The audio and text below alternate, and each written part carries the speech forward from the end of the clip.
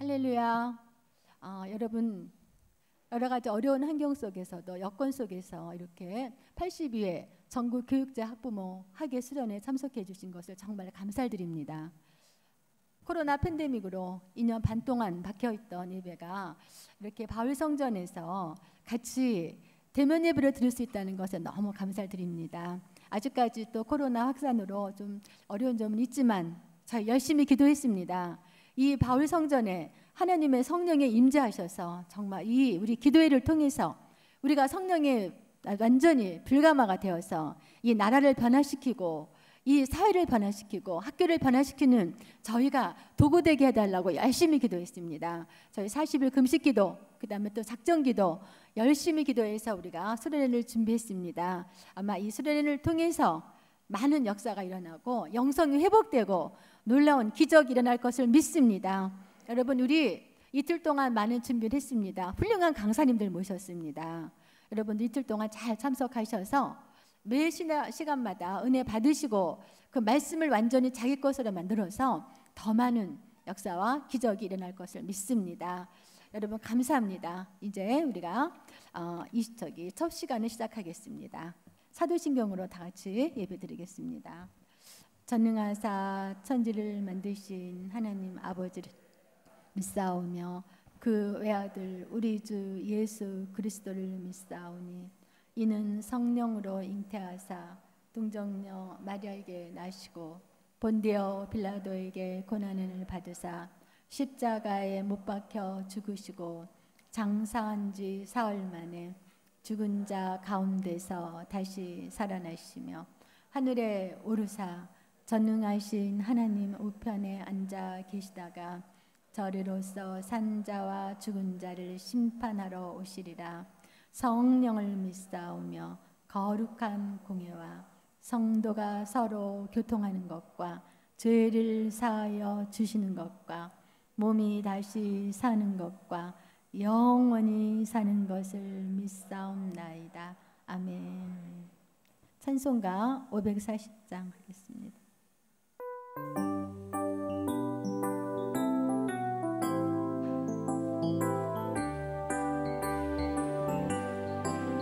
주의 음성을 내가 들으니 사랑한단 말일세.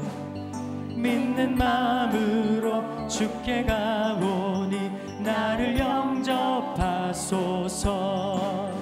내가 매일 십자가 앞에 더 가까이 가오니 구세주의 흘린 보배 피로써 나를 정케 하소서.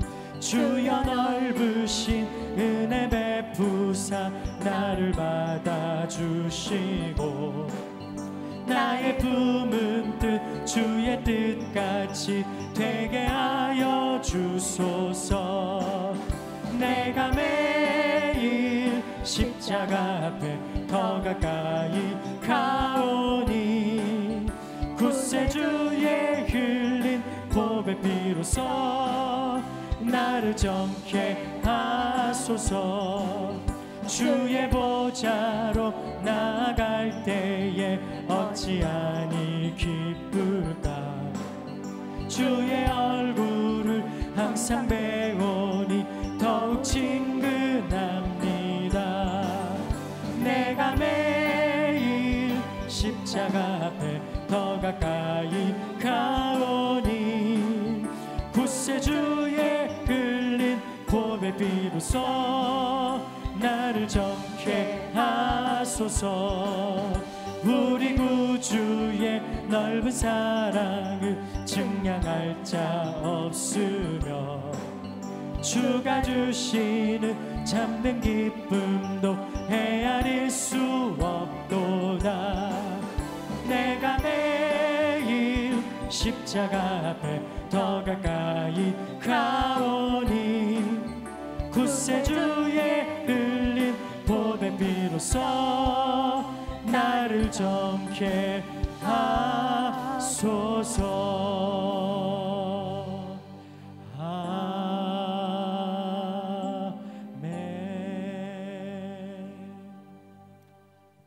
우리를 대표해서 서울 계명초등학교 최혜진 선생님께서 기도해 주시겠습니다. 기도하시겠습니다. 빛과 진리요 생명이신 하나님 아버지를 찬양합니다. 제82회 전국교육자 학부모 학예수련회를 하나님의 성전에 모여 함께 예배드릴 수 있게 하여 주심을 참으로 감사드립니다. 해마다 수련회를 통해 뜨거운 기도와 은혜로운 말씀으로 학교와 가정에서 믿음과 사랑으로 가르칠 수 있는 새 힘을 얻었던 것을 기억합니다. 그러나 코로나19로 2년 반여의 시간 동안 함께 모여 예배하고 기도하지 못하는 시간이 길어질수록 주님을 향한 뜨거웠던 마음과 학원 복음의 열정이 식어져 갔음을 고백하며 이 시간 주님 앞에 나아와 회개하오니 용서하여 주옵소서. 이번 학예 수련의 주제인 주 안에 서라라는 말씀처럼 이번 학예 수련회를 통해 영적으로 나태해진 신앙과 복음에 대한 사명감이 회복되며 학교 현장에서의 어려움과 각자의 삶의 문제들이 말씀 가운데 회복되고 치유되어 주 안에서 새 힘을 얻고 일어설 수 있는 은혜를 우리 모두에게 허락하여 주옵소서. 그칠 것 같던 코로나가 재확산되며 우리의 삶이 또다시 위축되지만 그럼에도 하나님께서는 이 모든 것이 합력하여 선을 이루게 하심을 믿습니다.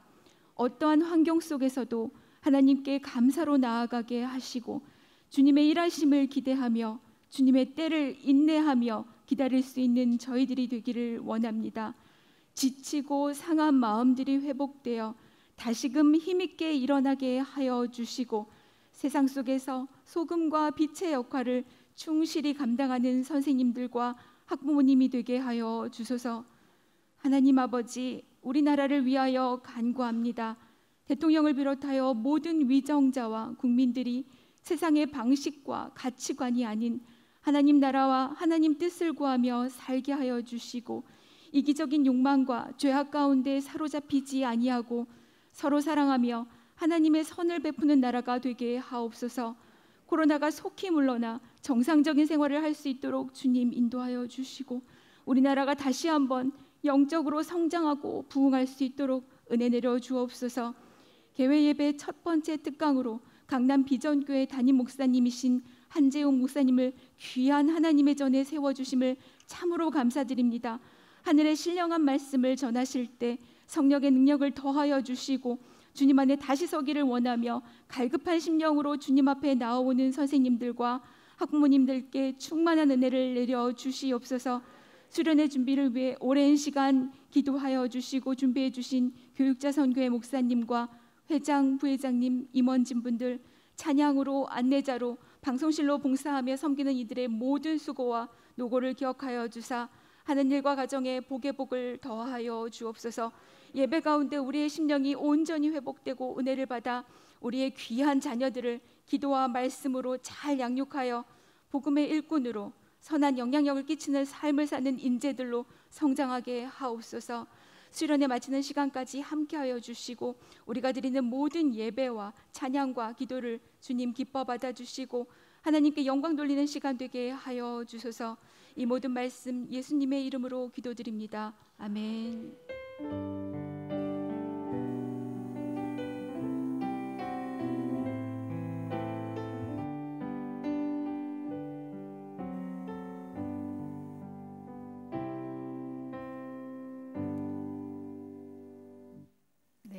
오늘 말씀을 전해주실 한재웅 목사님을 말씀 소개하겠습니다.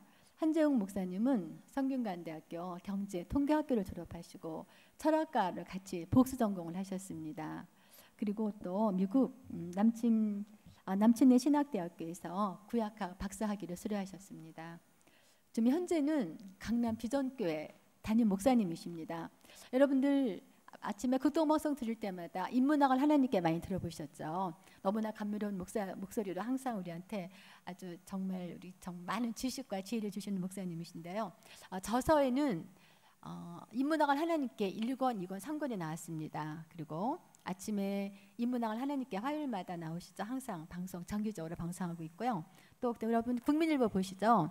국민일보 보면은 겨자씨 컬럼 거기를 항상 정기로 정기 기고하고 있습니다. 그리고 우리 목사님 정말 저는 목소리가 너무나 감미로워서 너무 이렇게 부드럽지 않을까 했는데 제가 가서 한번 만나보니까 너무 영성이 뜨겁고 너무나 귀하신 목사님이셨습니다. 바쁘신 중에 저희를 위해서 이렇게 시간을 내서 오셨습니다. 우리 목사님 나올 때 다 같이 할렐루야로 화답해 주시기 바랍니다. 할렐루야. 목사님 감사합니다. 부족한 종을 귀한 자리 불러주셔서 감사합니다. 잠시 기도하겠습니다.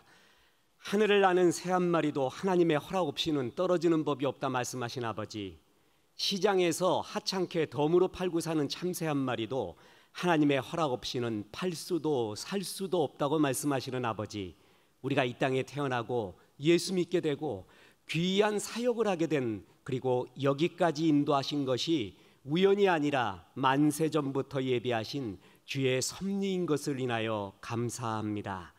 주님의 뜻이 하늘에서 이룬 것처럼 우리의 삶 가운데, 교회 가운데, 우리의 가정 가운데 이루어지시고 이번 수련회 가운데 이루어 주옵소서.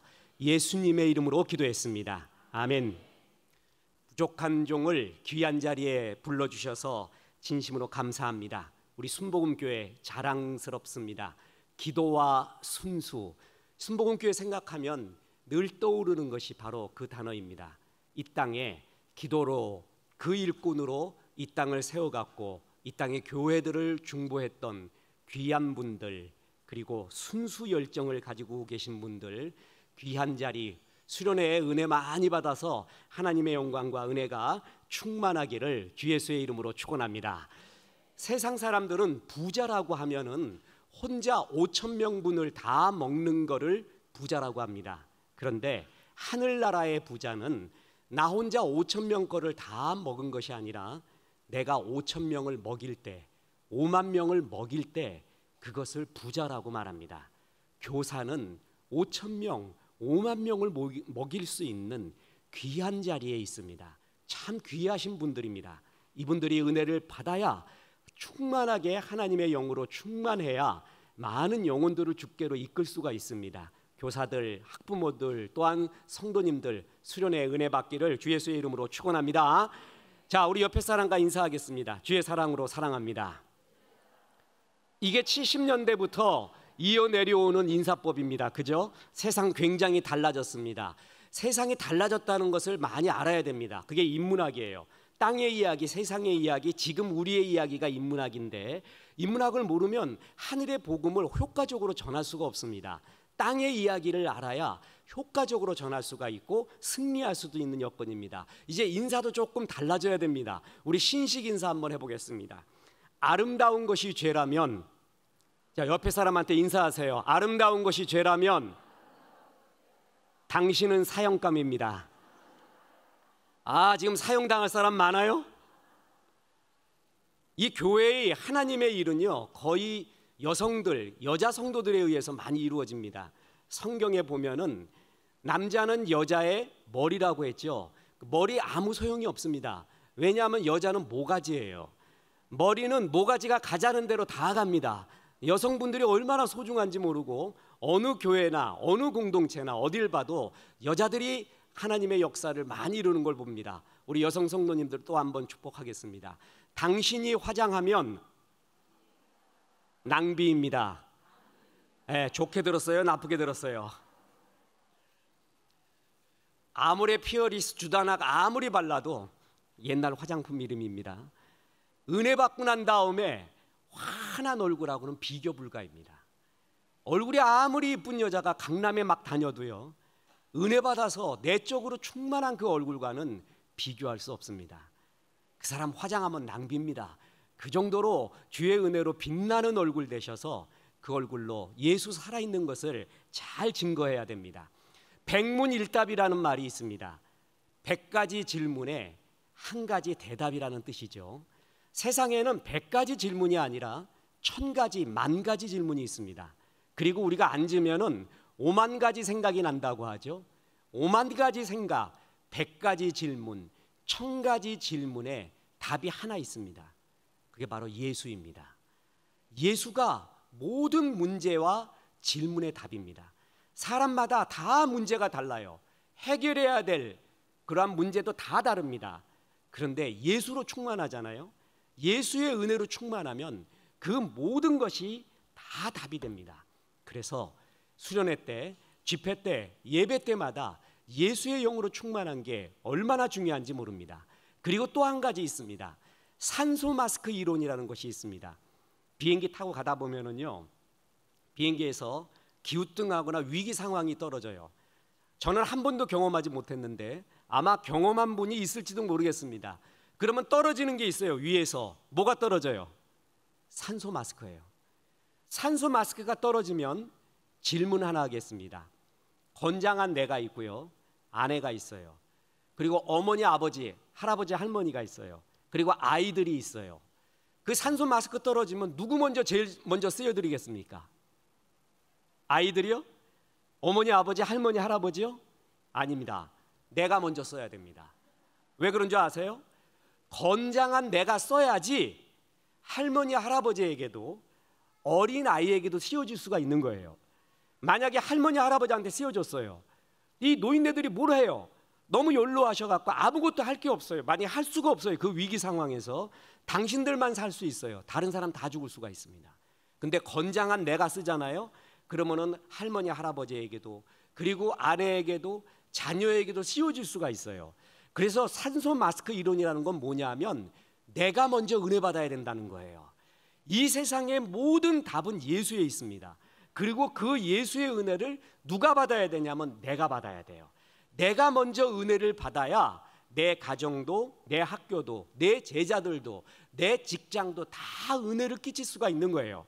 그래서 내가 먼저 은혜 받는 것이, 이 세상의 모든 답은 예수에게 있고, 그리고 내가 먼저 은혜 받는 것이 내가 가지고 있는 모든 문제의 답이라는 것입니다. 그래서 기도 때마다, 찬양할 때마다, 말씀 들을 때마다 기도하십시오. 내가 먼저 은혜 받기 원합니다. 주님, 내가 먼저 충만하기 바랍니다. 그래서 내 잔이 넘치나이다 하는 다윗의 고백처럼 내 잔이 넘쳐서 많은 사람에게 이 복을 나누어주는 오병이어의 역사 나타날 수 있도록 도와주옵소서라고 기도하는 것이 중요한 기도 제목입니다. 그러면 이제 오늘 집회에 중요한 주제로 또한 질문을 하나 드리겠습니다. 여러분, 짜장면 좋아하세요? 난 이제껏 태어나서 짜장면 싫어하는 사람은 한 명도 못 봤습니다. 그리고 대한민국 어느 중국집 가도 짜장면은 다 맛있어요. 짜장면 맛있습니다. 그런데요, 짜장면이 비참해질 때가 있어요. 맛이 없을 때가 있어요. 어느 때 짜장면이 맛이 없어요? 배부를 때. 예, 그럴 줄 알았습니다. 그런데 짜장면 배는 따로 있습니다. 아무리 배불러도요, 짜장면 먹자 그러면 들어가요. 저는 아무리 배가 불러도 지나가다가 국수 냄새 나면 그건 꼭 한 그릇 먹어야 됩니다. 아이들은 피자배 따로 있고 라면배 따로 있습니다. 배불러도 짜장면은 들어갈 배가 있어요. 또 어떤 분이 말합니다. 짜장면 맛없을 때가 어느 때냐 그랬더니 불었을 때요. 불었을 때 맛있게 먹는 법 뭔지 아세요? 가위로 잘라 먹으면 됩니다. 가위로 싹둑싹둑 잘라가지고 다시 비벼 먹으면 맛있어요. 그런데 짜장면이 비참할 때, 맛없을 때가 진짜 있습니다. 언제인 줄 아세요? 짬뽕 생각날 때입니다. 짜장면 제일 비참할 때가 짬뽕 생각날 때예요. 그러면 또 묻겠습니다. 짬뽕이 제일 비참할 때가 어느 때예요? 짜장 생각날 때예요. 그러면 행복한 짜장면이 있어요. 제일 행복한 짜장면. 그 짜장면은 뭐냐면 나는 짜장이다 라는 것을 알 때예요. 나는 짜장이구나. 평생 내가 누군지 모르고 살아가는 사람이 태반입니다. 하나님이 나를 짜장으로 태어나게 했는지, 짬뽕인지 울면인지 군만두인지 탕수육인지 몰라요. 그거 모르고 죽는 사람 태반이거든요.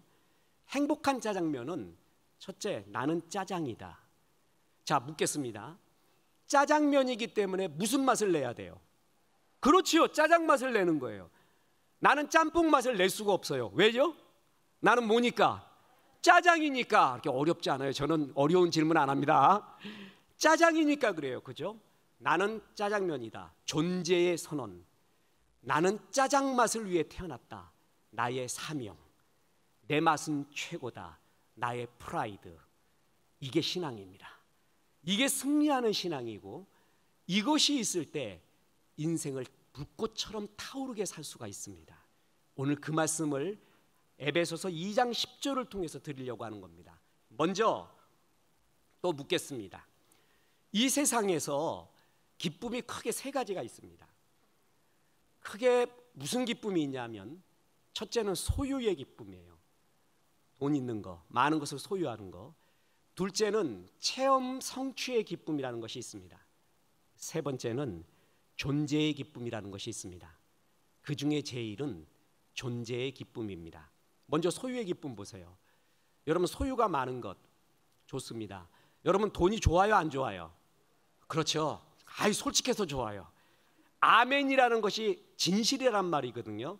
아멘 아멘 레고소이, 진실로 진실로 너희에게 말하노니. 하나님 앞엔 진실해야 은혜 받아요. 굉장히 중요합니다. 유대인 속담에 돈 싫어하는 사람, 돈 싫다고 하는 사람 절대 사귀지 말라. 천하의 사기꾼인 거짓말장이다라는 말이 있습니다. 돈이 있으면 좋습니다. 이거 가지고 많은 일을 할 수가 있습니다. 그죠? 주의 일도 돈이 있어야 하는 경우도 많이 있습니다.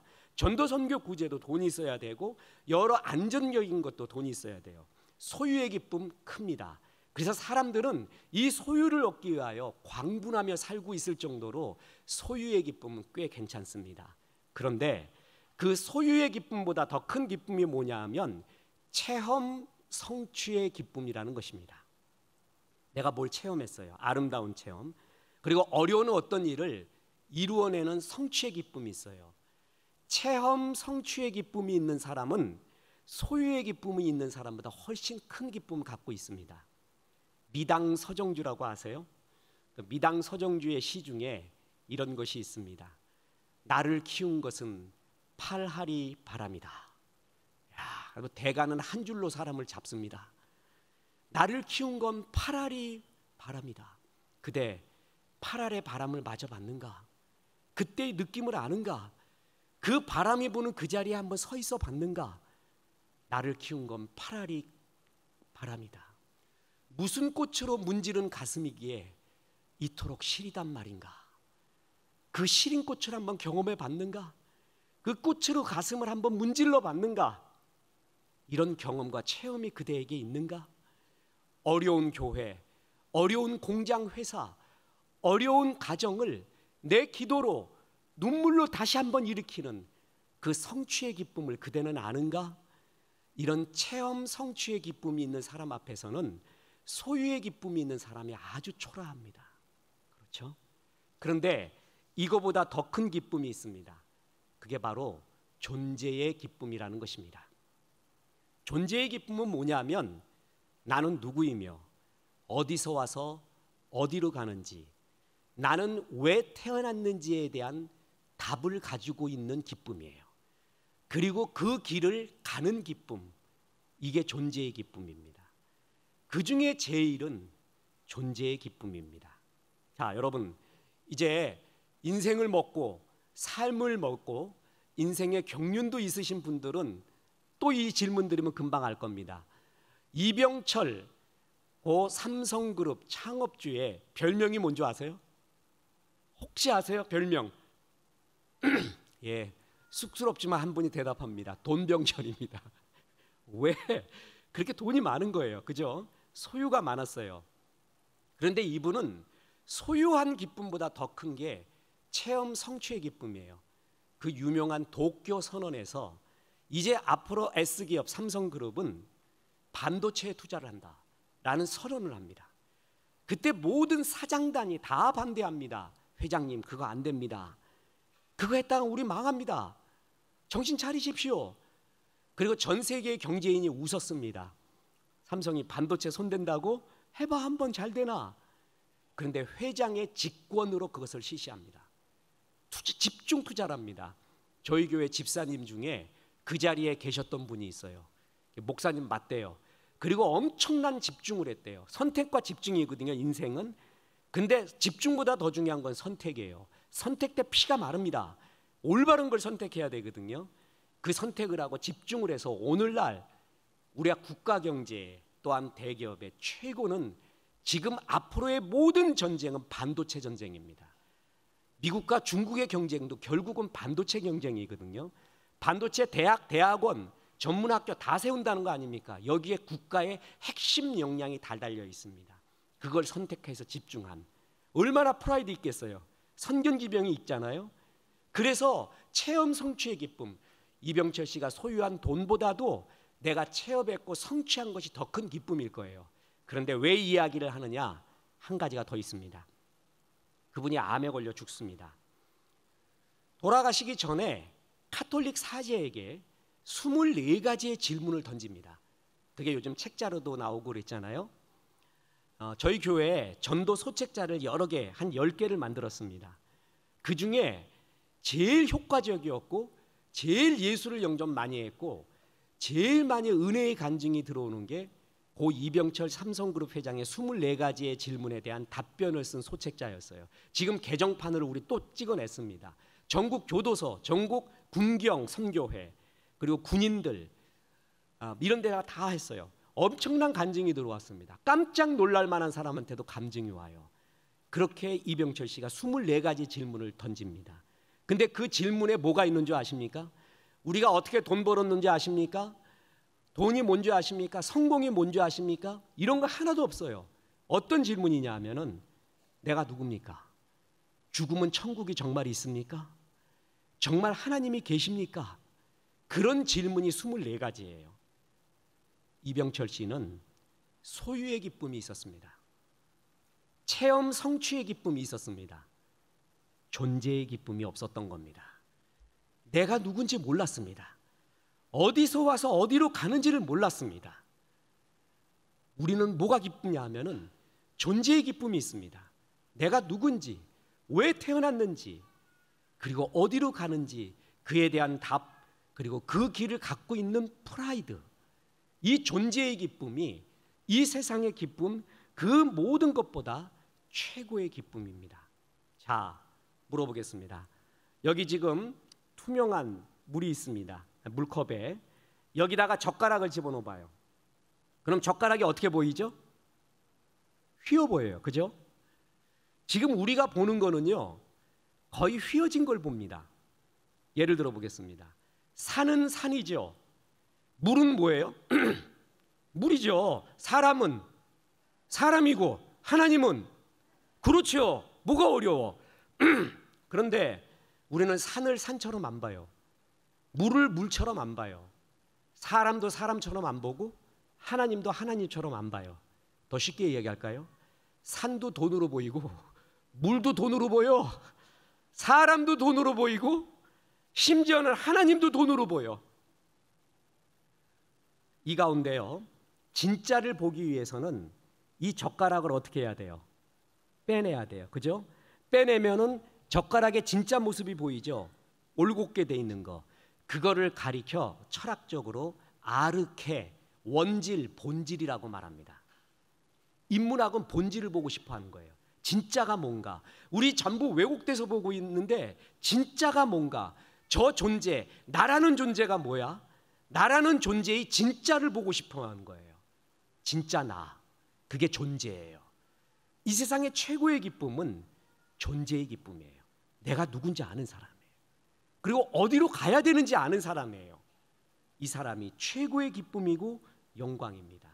자, 나는 아까 짜장면 얘기했습니다. 묻겠습니다. 나는 짜장면이에요. 그러면 나는 뭐다? 짜장이다. 여기부터 시작하는 겁니다. 존재의 선언. 다시 말합니다. 내가 누군가부터 신앙의 폭발은 시작이 됩니다. 오늘 본문에 보면 우리는 그가 만드신 바라 그리스도 예수 안에서 선한 일을 위하여 지으심을 받은 자니 이 일은 하나님이 예비하사 우리로 그 가운데서 행하게 하려 하심이라. 에베소서 2장 10절. 저는 이 구절에 기절할 정도로 좋았습니다. 이 구절이 저를 완전히 뒤집어 놓은 본문 구절입니다. 여기에 보면 우리는 그가 만드신 바라, 좀 유식한 말 헬라어로 하겠습니다. 아웃가르 에스멘 포이에마, 아웃가르 에스멘 포이에마, 만드신 바라 포이에마라고 나오는데 그 포이에마가 영어로 번역을 하면 포엠, 시라는 말입니다. 그러면 이 구절을 더 정확하게 번역을 하면 우리는 그의 시다라는 것이에요. 영어 성경에서는 masterpiece, 걸작품이라고 말했습니다. 그럼 이 둘을 합치면 뭐냐면은 우리는 하나님의 걸작품 시라는 것입니다. 이것이 하나님이 우리에 대한 존재의 선언. 네가 누구냐 하면은 너는 하나님의 걸작품 시야 라는 것부터 우리는 시작을 해야 됩니다. 그리고 예배 때마다, 은혜 받을 때마다 이 구절에 아멘 하며 이 구절을 확인해야 됩니다. 이때부터 타오르기 시작을 합니다. 자, 마귀가 우리를 갖다가 가장 무기력하게 만드는, 그리스도인을 무기력하게 만드는 방법이 있습니다. 그게 뭐냐면 나를 상품화하는 것입니다. 너 건강을 한번 봐라. 네가 갖고 있는 돈을 봐라. 너의 학벌을 봐라. 네가 이루어놓은 성취를 봐라. 너의 외모를 봐라. 모든 것을 보니까 너는 한 3등급 되는 것 같다, 이렇게 말해요. 그랬더니 나도 그렇다고 생각해요. 나도 그런 것 같아 라고 말해요. 라고 선언하는 순간 내 인생은 3등급 상품의 삶을 살게 됩니다. 나는 5등급 같아. 그러면 5등급 상품, 그런 상품의 삶을 살게 됩니다. 주님은 얘기합니다. 너는 상품이 아니야. 너는 1, 2, 3등급으로 나눌 수 있는 상품이 아니라 너는 하나님의 작품이야. 작품. 그것도 걸작품이야. 다시 말합니다. 여러분, 김홍도의 그림하고요, 신윤복의 그림이 있어요. 그죠? 김소월의 시가 있고 윤동주의 시가 있어요. 어떤 무식한 사람이 이렇게 말합니다. 김홍도의 그림하고 신윤복의 그림 중에 어떤 게 더 비싸요? 이렇게 말하는 사람이 무식한 사람이에요. 그건 작품이에요. 돈으로 매길 수 없는 거죠. 그 작품을 상품화시키는 게 마귀의 전략이에요. 김소월은 김소월의 시가 있고요, 윤동주는 윤동주의 시세계가 있는 거예요. 그죠? 이것이 바로 작품의 개념이에요. 그런데 마귀는 항상 이거를 상품화시킵니다. 그래서 얼마짜리야, 얼마짜리야, 얼마면 돼, 몇 등급이야, 그리고 거기에 내가 내 마음을 부어버리잖아요. 그럼 난 그때 상품의 인생을 살게 됩니다. 교사로서요, 부모로서요, 우리 자녀에게 제일 가르쳐야 될 것이 뭐냐면 너는 상품이 아니야. 너는 하나님의 걸작품이야. 그것도 시야. 너만이 나타낼 수 있는 하나님의 작품의 세계가 있어. 여기부터 이거를 진짜 아멘 하면서부터 내 인생은 뒤집어지고 부흥이 되고 불꽃이 타오릅니다. 오규원이라는 시인이 있습니다. 이 시인이 프란츠 카프카라는 시를 썼는데 거기에 이런 구절이 나옵니다. 들어보세요.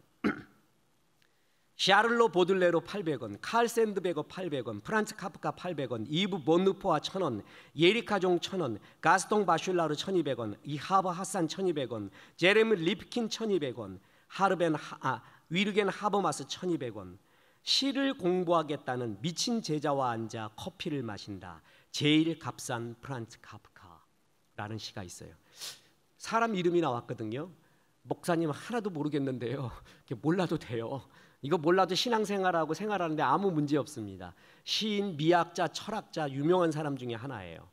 자, 어떤 제자가 시인인 교수님한테 와서 교수님, 저 시인 되겠습니다 하고 이렇게 찾아왔습니다.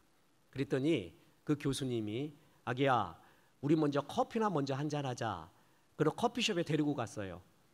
그리고 메뉴를 딱 보니까 아메리카노, 카푸치노, 카페라떼 이렇게 적혀 있는 게 아니라 아메리카노 얼마, 카페라떼 얼마 이렇게 써 있는 게 아니라 거기에 사람의 이름이 써 있어요.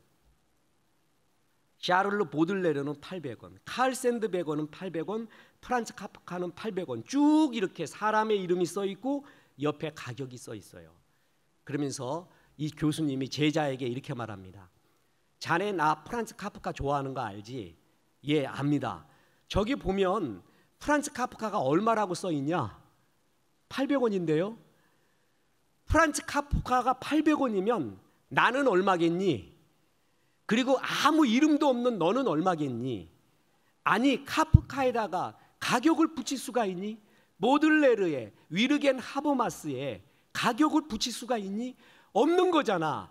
그런데 가격이 붙여 있단다. 다시 말한다. 프란츠 카프카는 800원이야. 나는 얼마겠니? 너는 얼마겠니? 그런 거 생각을 해봤니? 이런 세상에서 시를 짓겠다고, 이런 미친 세상에서 시를 공부하겠다는 제자와 앉아 커피를 마신다. 제일 값싼 프란츠 카프카. 그게 프란츠 카프카라는 시입니다. 이 세상은 가격과 상품과 등급을 매길 수가 없는데 그런 것들에 등급을 매겨놨어. 가격을 매겨놨어. 그게 이 세상이야. 그런 이 세상에서 시를, 순수한 시를 공부해 보겠다고, 우리 공부해 볼까? 눈물 어린 말을 한 거예요. 이 세상이 그렇습니다. 사람마다 자꾸 순위를 매기려고 하고 가격을 매기려고 합니다. 등급을 매기려고 합니다. 거기에 내 생각을 동하잖아요. 그때부터 나는 상품 2등급, 5등급, 6등급 인생으로 살아가게 됩니다. 진짜 신앙은 뭐냐 하면 하나님의 말씀으로 바로 이런 부정적인 자아, 마귀가 심어주는 생각, 이런 것을 거부해야 됩니다. 나는 아웃가르 에스멘 포에만, 우리는 그가 지으신 만드신 바라, 나는 하나님의 걸작품 시라는 것입니다. 여기에 아멘 하는 것이 얼마나 중요한지 모릅니다. 저는 시인이 되고 싶었어요. 그런데요, 어느 날 시인하고 원시인하고 똑같구나, 그거 안 다음부터 에이 그냥 살자, 그럼 목사 돼서 시 짓는 게 좋겠다, 이렇게 생각을 했어요. 근데 어느 날 에베소서 2장 10절을 보는데, 네가 그렇게 시인 되고 싶었니? 아니야, 네가 하나님의 걸작품 시야 라는 구절이 성령의 은혜로 정말 전율 있게 다가왔어요. 왜냐하면 저는 시가 무엇인지 알 수가 있었거든요. 느낄 수 있어요. 우리나라 시인 중에 이성복이라고 있습니다. 아시는 분은 아실 겁니다. 이성복 시인 때문에 난 시 쓰지 말자라고 생각했어요. 이렇게 쓰지 못할 바에는 쓰지 말자. 그만큼 시가 위대했어요. 좋았어요. 그렇게 좋을 수가 없었어요. 그런데 하나님이 나를 보고 너는 하나님의 걸작품 시라고 말할 때 그렇게 좋을 수가 없습니다. 자, 들어보겠습니다. 여러분, 연애 결혼한 사람도 있고 중매 결혼한 사람도 있죠? 연애 편지 받아보셨어요? 거기에 이런 편지가 있습니다. 홍길동이라고 하겠습니다. 길순아, 너 좋아한다, 미치도록 좋아한다 라는 편지를 받았어요. 좋아요, 나빠요? 아이, 좋지요. 나 죽도록 좋아한다는데 싫어하는 사람 어디 있습니까? 그런데 이런 편지를 받았어요. 배우려 안배느님, 눈 감아야 보이시네. 감아야 보이신다면 소경되어지이다. 얼굴 하나야 두 손으로 푹 가릴 수 있지만 그리운 마음 호수만 하니 눈 감을 밖에. 이런 시를 받았어요. 이런 시를 받고도 안 넘어오면은 사귀지를 마요. 그건 사람이 아니라 돌덩이야, 돌덩이. 터질 것 같은 마음, 터져서 말할 수 없을 마음, 그거를 3434라는 율격에 일부러 들어 맞췄어요. 우리의 보폭 같아요. 우리의 숨결 같아요. 우리가 말하는 속도 같아요. 그런 보폭에다가 3434 보세요. 배우려 안배느님, 눈 감아야 보이시네. 눈 감아야 보이신다면 소경되어지이다. 3434에 그 터질 것 같은 마음을 집어넣어 버렸어요. 그럴 때 얼마나 더 터질 것 같고 아름답습니까? 이게 시예요. 이걸 받으면은 그렇게 좋을 수가 없어요. 시는 막 던진 게 아닙니다. 시인이요, 정말 고민하면서 한 단어 한 단어를 한 땀 한 땀 술을 놓듯이 정제해서 만들어낸 게 시예요. 그런데 하나님이 우리를 뭐라고요? 너는 걸작품 하나님의 시래요. 정말 기도합니다. 이 말씀의 의미가 성령의 은혜로 진짜 가슴에 닿기를 원합니다. 정말 중요한 말입니다. 너는 그냥 확 던져진, 우연히 던져진, 인문학자들이 말하는 게보르펜하이트, 던져진 존재가 아니야. 너는 하나님이 걸작품 시로 이 땅에 뜻이 있어 보내진 존재야. 우리는 보내신 분이 있고 보내신 분이 함께하고 있고 보내신 분의 사명이 있습니다. 그런 하나님의 걸작품 시, 너만이 나타낼 수 있는 하나님의 시다라고 말하고 있습니다. 구스타프 플로베르라는 사람, 모바리 부인을 쓰는 이 작가는요, 일물 일어설이라는 것을 말했습니다. 그 말이 뭐냐 하면은 이거 지금 있잖아요. 이것을 표현할 수 있는 단어는 우주에 하나밖에 없대요. 그게 일물일어예요. 뭐 물론 그럴 수도 있고 아닐 수도 있겠죠. 시인은 뭐냐면 이 한 단어를 찾아내는 거래요. 그 단어를 찾아내고 나서 유레카, 바로 이거였어 하고 그걸로 시를 쓰라고 했어요. 그냥 말을 막 던지지 말라는 거예요. 우주에서 이것을 표현할 수 있는, 이 마음을 표현할 수 있는 것은 한 단어밖에 없는데, 시인이여 그걸 발견해라. 그래서 던져라. 그게 그의 시입니다. 그렇게 해서 나온 것이 바로 시라는 것입니다. 내가 어떻게 태어났냐 하면 하나님이, 최고의 예술가이신 하나님이 걸작품 시처럼 나를 이 땅에 보내준 것이라는 것입니다.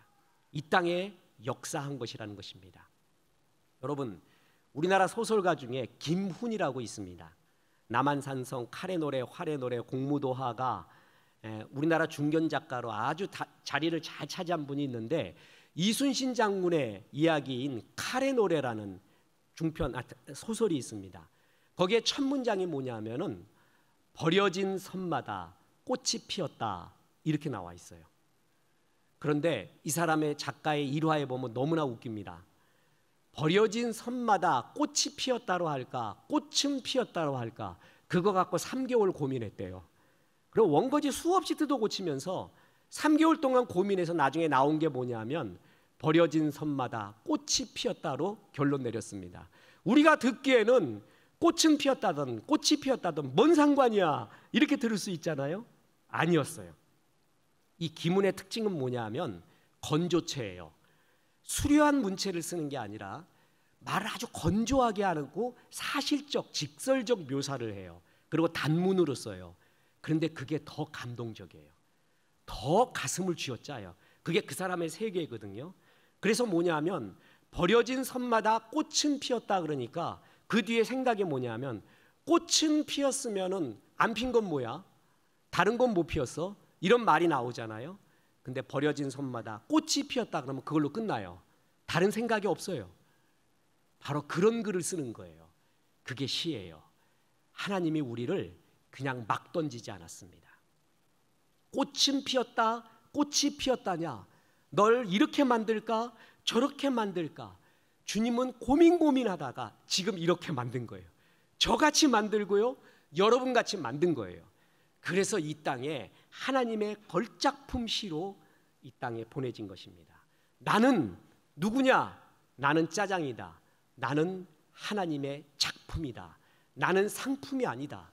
나는 하나님의 걸작품이다. 그리고 걸작품 중에서도 시다라는 것입니다. 보세요. 제가 인문학을 하나님께가 제 평생의 사명입니다. 4, 5, 6집까지가 완 세트로 아마 나오게 될 것입니다. 이 땅에 있는 땅의 이야기, 인간의 이야기, 우리의 고통의 이야기, 지금의 이야기가 인문학이에요. 그걸 알아야 하늘의 복음을 제대로 전할 수가 있습니다.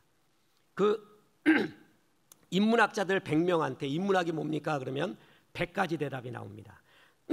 시인한테 시가 뭡니까? 그러면 100가지 대답이 나와요. 그런데 저는 시의 정의에 대해서 제일 감동적인 게 가지 못한 길을 쓴 로버트 프로스트가 이렇게 말했습니다. 미안합니다. 미국 방언으로 해서 저도 처음 방언 받을 때 오산리에서 받았어요. 그때 그 집회가 저 혼자만을 위한 집회라고 지금도 믿고 있습니다. 최자실 목사님이라고 아세요? 예, 그분이 집회 인도할 때 오늘 한 명만 안수하겠대. 그런 날이 있었어요. 그때 저 뒤에서부터 내가 총알같이 튀어나갔어요. 아주 빛의 속도로 튀어나갔어요. 그래서 기도를 받는데 설명할 길이 없어요. 기도를 받자마자 방언이 나오는데 중국어가 나왔어요.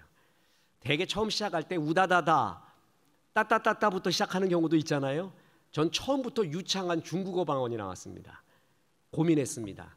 주님, 중국으로 가라는 말입니까? 이게 도대체 내 사명이 뭡니까? 영어 방언을 잠깐 말하겠습니다. 로버트 프로스트가 이렇게 말했습니다. Poetry is what gets lost in translation. 시란 번역의 과정에서 해석할 수 없는 그 무엇. 다시 말씀드리겠습니다. Poetry is what gets lost in translation. 시란 번역의 과정에서 해석할 수 없는 것, 잡을 수 없는 것, 그게 시래요. 이게 저는 시의 정의 중에 제일 좋습니다. 자, 김소월의 진달래꽃 아시죠? 말없이 고이 보내오리다. 영어로 했어요. I will let you go without saying a word. 말은 통하는 것 같아요. 근데 맛은 별로 없어요. 그죠? 말없이 고이 보내오리다. I will let you go without saying a word. 그런데 진짜 환장하는 구절이 나옵니다. 살며시 지려밟고 가옵소서. 도대체 지려를 어떻게 해석해요? 지려. 영어 번역을 다 봤어요. 되게 rightly, slightly. 그거 갖고 지려가 해석이 됩니까? 제가 여러분에게 묻겠습니다. 살며시 지려밟고 가라는 지려를 저한테 설명 좀 해주세요. 객관적 보편 타당성 있게 나한테 설명 좀 해주세요. 지려가 뭐예요? 지려를 어떻게 해석해야 돼요?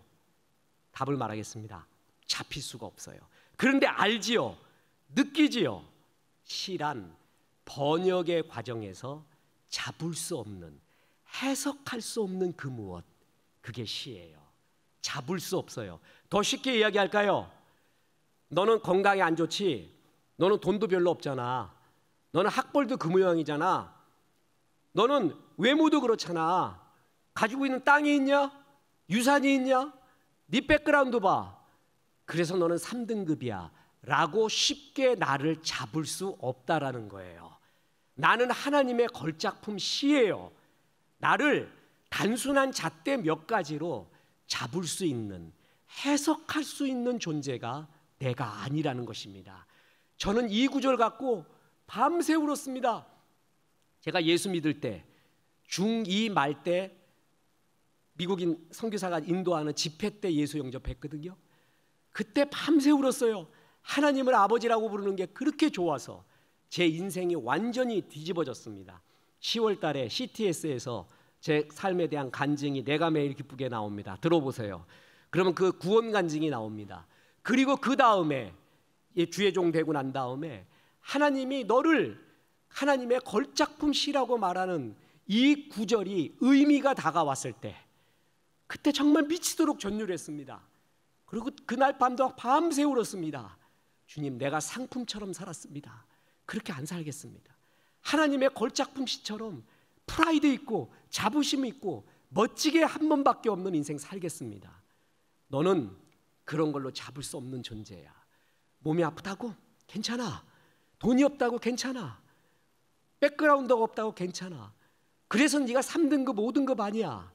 너는 하나님의 걸작품이야. 내가 돈이 없다, 있다, 건강이 어떻다, 외모가 어떻다, 학벌이 어떻다, 백그라운드 어떻다. 내가 갖고 있는 거 100 중에 10도 안 되는 말이에요. 나머지 90은 무한한 가능성으로 하나님이 준비해 놓고, 얘야, 그런 것에 기죽지 마라. 너의 가능성은 99에 있다.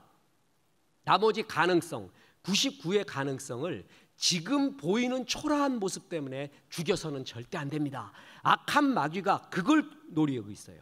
그런 열등감을 계속 줘요.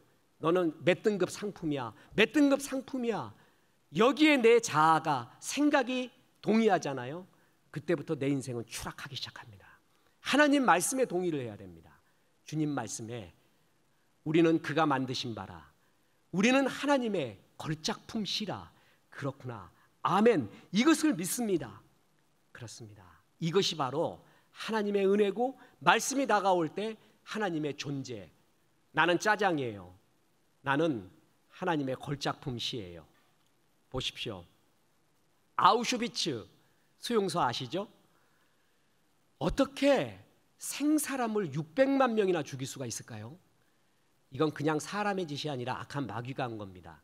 그런데 아무리 독일의 나치라 할지라도요, 생사람을 죽이기에는 나치 당원도 힘들었다고 합니다.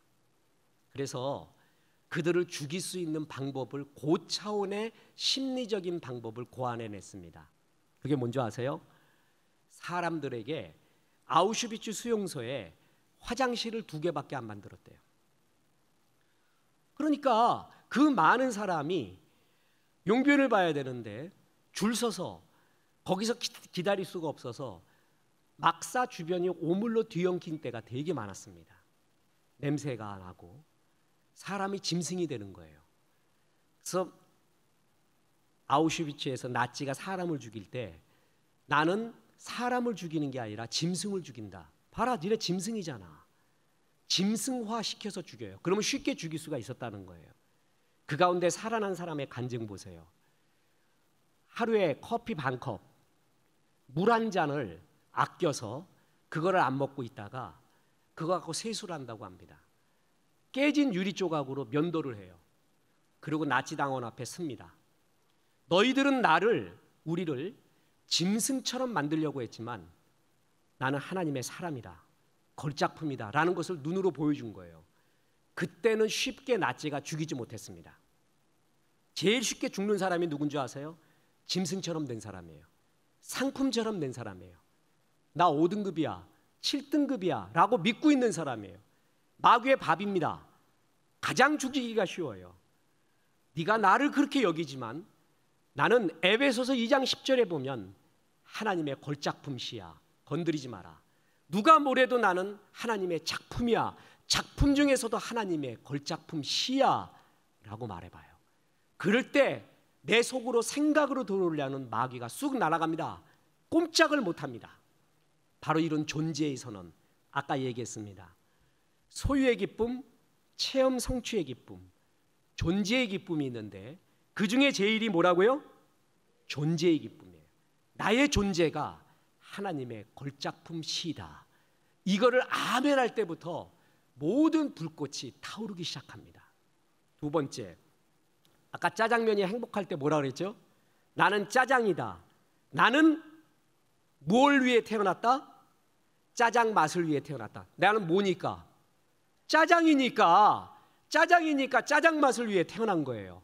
그래서 오늘 본문에 에베소서 2장 10절에 보면 우리는 그가 만드신 바라. 그 다음에 보세요. 너는 하나님의 걸작품시라 그리스도 예수 안에서 선한 일을 위하여 지으심을 받은 자니. 그리스도 예수 안에서 선한 일을 위하여 이 땅에 보내진 존재, 사명을 말합니다. 나는 짜장이에요. 그러니까 무슨 맛을 내면 돼요? 짜장 맛을 내면 됩니다. 그렇습니다. 하나님은 여기 앉아있는 모든 성도님들, 학부모, 교사, 성도님 모든 분들에게 그리스도 예수 안에서 선한 일, 사명을 갖고 해야 될 일을 갖고 이 땅에 태어나게 됐습니다. 그렇구나, 내가 할 일이 분명히 있구나 라는 것입니다. 묻겠습니다. 여러분, 시편 중에, 다윗의 시편 중에 여러분이 생각하기에 최고의 시편이 뭐라고 생각해요? 최고의 시편, 다윗의 시편 중에 최고의 시편이 뭐라고 생각하세요? 시 1편? 시 23편? 예, 여호와는 나의 목자시니. 성도님 소천하셨을 때 그 구절을 제가 주로 합니다. 여호와는 나의 목자시니 내가 부족함이 없으리로다. 그가 나를 쉴 만한 물가로 인도하시고. 살아생전도 그랬는데 이제 죽어서 하나님 품에서 쉴 만한 물가로 인도하시는군요. 그 구절 할 때마다 가슴이 저리지 않습니까? 언젠가 우리 다 가게 될 텐데 말이에요. 그런데 왜 다윗의 시 23편, 시 1편을 제일 최고의 시라고 생각합니까? 그러니까 그거밖에 몰라서요. 이런 사람도 많아요. 많이 알아야 돼요. 성경학자들이 다윗이 생각하기에, 성경학자들이 생각하기에 다윗의 최고의 시라고 말할 때 그것을 믹담이라고 말합니다. 믹담. 그래서 아날로그 성경을 펴보잖아요. 종이 성경을 펴보면은 시편 16편 앞에 뭐라고 써 있냐 하면은 다윗의 믹담이라고 써 있습니다. 그 믹담의 뜻이 뭐냐면 시 중의 시, 최고의 시라는 뜻입니다. 다윗 스스로가 생각하기에 후대의 학자가 생각하기에 최고의 시가 시편 16편입니다. 그 시편 16편의 기관차 구절, 최고의 구절이 시편 16편 6절의 말씀입니다. 그 6절에 이렇게 나옵니다. 내게 줄로 재어준 구역은 아름다운 곳에 있으며 나의 기업이 실로 아름답도다. 여기서 중요시 여기는 게 뭐냐면은 내게 줄로 재어준 구역이 있대요. 그리고 그것이 정말 아름답구나. 이것을 지으면서 이 고백을 하면서 다윗은 최고의 시라고 말하고 있어요. 쉽게 얘기하겠습니다. 저는 성경을 보니까 저는 구약 전공을 했습니다. 다윗이 3번 춤을 췄다고 생각을 합니다. 하나는 죄사함을 받았을 때, 허물의 가리움을 받고 죄 용서를 받았을 때 춤을 추지 않았을까? 또 하나는 예루살렘 성으로 다윗의 언약궤가 들어올 때 춤을 춘 거예요. 그죠? 그때는 진짜 춤을 췄죠. 3번째가 바로 시편 16편을 쓰면서 춤을 췄다고 믿습니다. 뭐냐 하면은 주께서 내게 줄로 재어준 구역을 발견했어요. 그리고 그 구역은 실로 아름답도다. 다시 말합니다. 내게 줄로 재어준 구역은 아름다운 곳에 있으며 나의 기업이 실로 아름답도다. 사람마다, 목사마다, 성도님마다 줄로 재어준 구역이 있습니다. 전부 다 하는 게 아니에요. 우리 여의도 순복음교회는 하나님이 줄로 재어준 구역이 있어요. 이것을 하라고 세워놓은 거예요. 어떤 사람한테는 이것을 줄로 세워줬습니다. 그걸 발견했을 때 그때부터 타오르기 시작해요. 그게 바로 자기의 사명이라는 거예요. 내가 할 일이라는 거예요. 더 쉽게 얘기하겠습니다. 나는 짜장이에요. 무슨 맛을 내야죠? 짜장. 묻겠습니다. 나는 짬뽕 국물이 없어요. 왜 없어요? 짜장이니까 없는 거예요. 짜장이니까.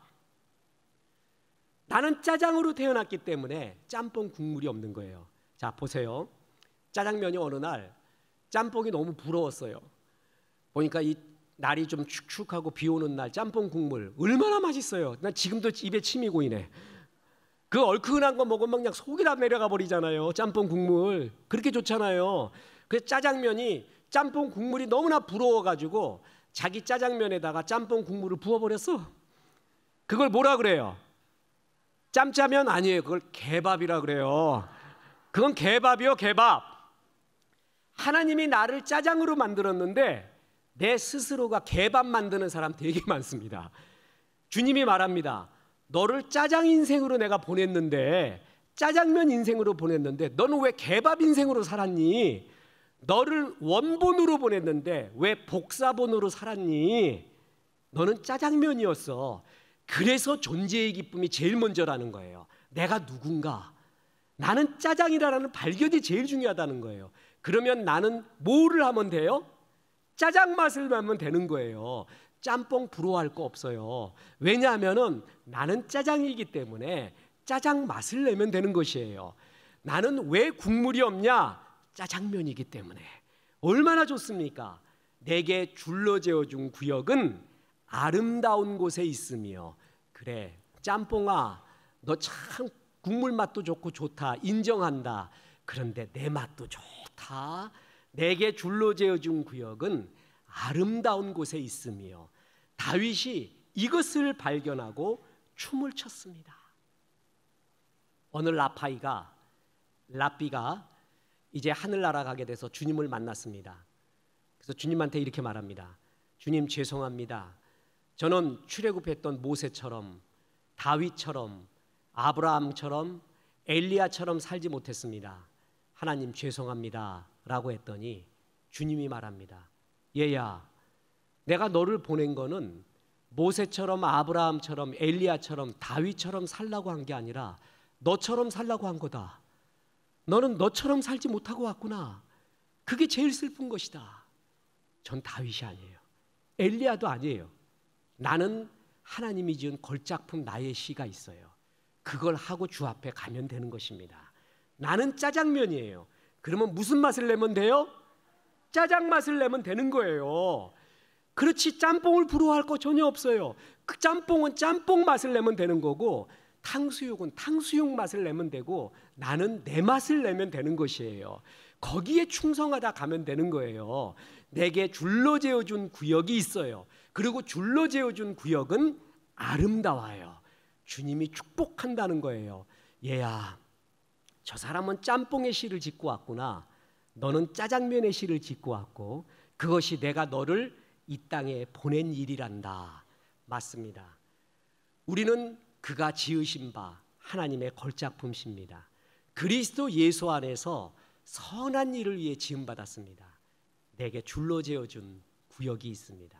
그 구역은 서로가 다 다릅니다. 다른 것은 틀린 것이 아니라 내 길을 가면 됩니다. 자, 물어보겠습니다. 구약에서 제일 많이 기적을 일으킨 사람이 있습니다. 누군지 아세요? 그냥 생각해 보세요. 뭐 나도 세어보지는 않았으니까. 구약에서 제일 많이 기적을 일으켰던 사람, 모세도 있고 또 엘리야, 그 제자인 엘리사. 아유, 우리 성도님들은 아주 성경 많이 읽으세요. 대단해요. 엘리사도 있고 엘리야도 있고 모세도 있고, 그렇죠. 그런데 신약 성경에서 퀴즈입니다. 기적을 한 번도 안 일으켰어요.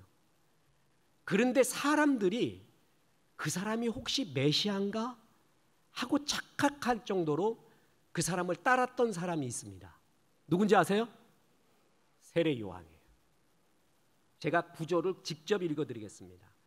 요한복음 10장 40절에서 41절에 보면, 다시 요단강 저편 요한이 처음으로 세례 베풀던 곳에 가사 거기 거하시니 많은 사람이 왔다가 말하되 요한은 아무 표적도 행하지 아니하였으나 요한이 이 사람을 가리켜 말한 것은 다 참이라 하더라. 보세요. 요한은 아무 표적도 행하지 아니하였으나, 세례 요한은 기적을 행하지 않았습니다. 그런데 사람들이 요한의 말은 전부 믿었어요. 요한이 가지고 있었던 힘은 뭐죠? 진실이었습니다. 그는 진실된 삶을 살았습니다. 거짓말하지 않았습니다. 그 사람이 하는 말은 진짜 믿었습니다. 그래서 오죽했으면은 그가 메시아가 아닌가? 그래서 사람들이 말합니다. 당신이 혹시 메시아 아닙니까? 그러면은 그런 얘기 들으면 여러분 어떻게 하면 되겠어요? 아닙니다 이렇게 말하면 되잖아요. 요한은 단호하게 말했어요. 나는 아니야. 진짜 메시아는 뒤에 오는데 나는 그의 신들매를 풀기에도 감당하지 못해. 아주 단호하게 확실하게 말해버렸죠. 사람들이 당신이 메시아가 아닙니까? 그러면은 애매모호하게 말할 수도 있잖아. 긴 것도 아니고 아닌 것도 아니고 애매모호하게 허허 웃어버리던가. 그대가 생각하는 거예요. 그것이요. 그대가 생각하는 그대로요. 뭐 애매한 말을 할 수가 있잖아요. 제가 삼겹살 먹으러 갔는데 우리 두 아들하고 아내하고 우리 갔습니다. 우리 두 애가 이거 오해하지 마십시오. 이런 말씀 드려서 연예인같이 좀 생겼나 봐요. 지금도 그런 얘기를 많이 듣습니다. 그랬더니 식당 주인이 연예인 왔다는 거, 분명히 아이돌이래. 그래가지고 사인을 받으러 제가 계산하러 나갔더니 사인 이거 있잖아요. A4지 갖고 오더니 사인 좀 해달래. 야, 이따 한 목사를 아는구나 이 사람이. 내가 그랬더니 인문학 하나님께도 알고 방송도 많이 봤나 보다 이럴 줄 알았더니 저 애들 보고 분명히 아이돌이래. 이름 뭐냐. 그래서 걔들 사인 좀 받아달라는 거예요. 그러면 제가 뭐라고 얘기했어야 돼요? 아닙니다. 전 그냥 애들 아들이고 대학 다니는 애들이에요. 이렇게 말하면 되잖아요. 근데 애매하게 말해요. 예 그래요. 뭐 그럽니까? 근데 애매하게 말해. 왜냐하면 그 아이돌 소리 듣는 게 기분 좋은 거예요. 그죠? 그래갖고 기다 아니다라고 확실하게 말해야 하는데 애매하게 말해버려. 내가 그거 말하고 나서 기분도 좋았어요. 그래서 그날 성경을 읽는데 요한 얘기가 나오더라고. 막 메시아냐. 요한이 확실하게 말해버려. 난 메시아 아니라고. 회개했다니까 내가. 그래갖고 그 다음에 가갖고 아니라고 말했어요. 그런데 그 사람이 매니저가 보고 깜짝 놀래요. 왜냐하면 매니저가 다른 사람이었어요. 그날은 주인이 다른 사람이었어요. 목사도 이렇게 애매해요. 그냥 영광 받고 싶어 해요. 이런 사람이었어요. 나도 그렇단 말이에요. 이런 죄성이 있어요. 근데 요한은 어땠어요? 아니에요. 그리고 요한이 설교한 건 뭐냐면요, 박치기 설교라고 아세요? 박치기 설교. 이 독사의 스키드라 뭐 이렇게 시작하면서요, 그냥 회개하라 막 이런 거. 여러분 예배 드릴 때 말이에요, 회개하라 소리 예배 왔는데 5번 들어봐요. 다 죽어, 다 죽어. 나도 담임 목사이기 때문에 압니다. 지치고 죽겠어요. 힘 좀 얻고 싶어요. 위로 얻고 싶어요. 여기서 얻어맞고 저기서 얻어맞고 우리 주님 앞에 위로받고 싶은데 회개하라 소리 5번 들어봐요. 연속해서 다 쓰러져 죽어버려요. 그거 잘 알아요. 저도 담임 목회했기 때문에. 근데 요한의 거의 말은 회개하라예요. 듣기 싫은 말이에요. 근데 사람들이 요한을 좋아했어요. 기적도 하나도 행하지 않았어요. 왜 좋아했어요? 그의 말은 참이더라. 그는 진실이 있었어요. 자, 묻겠습니다. 요한이 기적을 행하지 않았기 때문에 엘리야나 엘리사나 모세와 비교해서 등급이 낮은 자다 이렇게 말할 수 있어요, 없어요? 없는 거예요. 엘리사와 엘리야는 기적을 통해 영광 돌리는 거고, 세례 요한은 진실을 통해 영광을 돌리는 거예요. 내게 줄로 재어준 구역은 다른 것이에요. 그리고 그것은 각자가 다 아름다운 것이에요. 그래서 주께서 내게 주신 것, 그것은 다 다릅니다. 우리 동료 목사님 중에 체력 좋은 사람이 있어요. 저는 우리 교회 아이언맨 3입니다. 심장에 철심 3개 박았어요. 그래서 참 간증이 많습니다. 죽음이 뭔가, 고난이 뭔가. 욥기에 대해서 논문을 썼거든요. 욥기는 정말 눈물로 썼습니다. 욥의 말이 아니라 저의 말이었습니다. 진짜 저의 말이었습니다. 한자 한자를 눈물로 쓰고, 지금도 욥기 볼 때마다 그렇게 좋을 수가 없습니다. 여러분 아세요? 욥은 끝내 자신의 고난의 이유를 모르고 죽었다는 거 다 아는 것도 아닙니다. 몰라도 됩니다. 몰라도 됩니다. 그래도 가면 됩니다. 하나님 나라에서 수학 공식처럼 똑 부러지는 것도 있지만 아닌 것도 있어요. 그 가운데 믿는 게 진짜 믿음이에요. 지금도 욥기 볼 때마다 눈물이 나고 눈물이 납니다. 근데 우리 동료 목회자들 보면요, 축구 그렇게 잘해. 축구.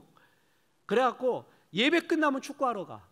그래갖고 막 성도들 이 동네 사람 저 교회 사람하고 축구해가지고 끝나고 나면은 막 닭 잡아먹고 닭 잡아먹고 뭐 옛날에는 그것도 잡아먹었어요.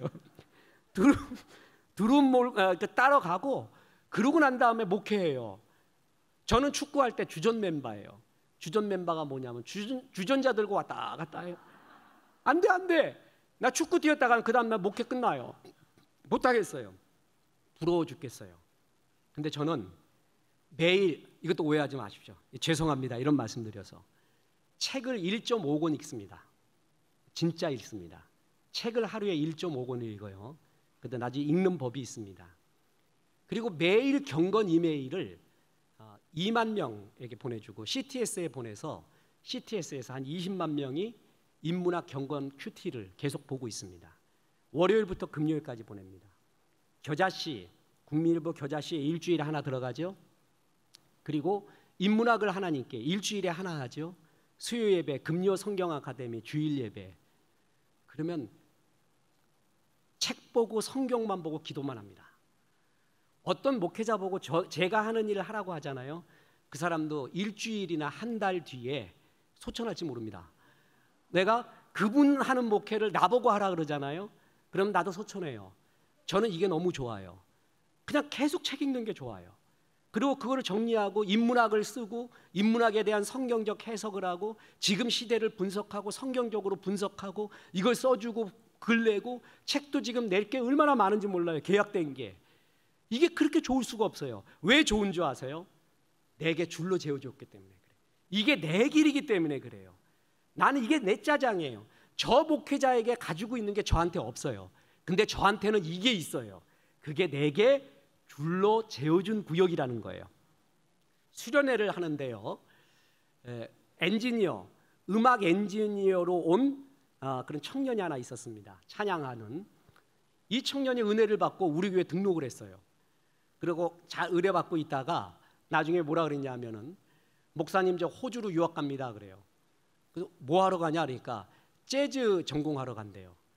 그래서 야 재즈가 좋냐? 저는 생소해서 재즈가 좋냐 그랬더니 뭐가 좋냐 그러니까 재즈는 사람을 지배하지 않습니다 그래요.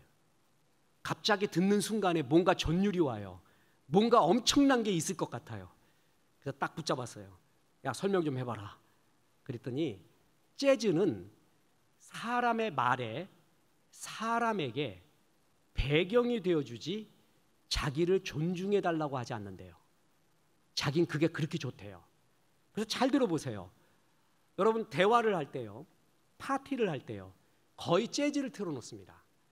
재즈를 틀어놓으면은 재즈는 우리의 대화에 방해하지 않아요. 대신에 뭐 해주냐면 배경이 되어줘요. 배경. 나를 존중해달라고 소리 안 해요. 당신들이 하는 말에, 당신들의 존재에 내가 배경이 되어줄 테니까 마음대로 말하라고 말해요.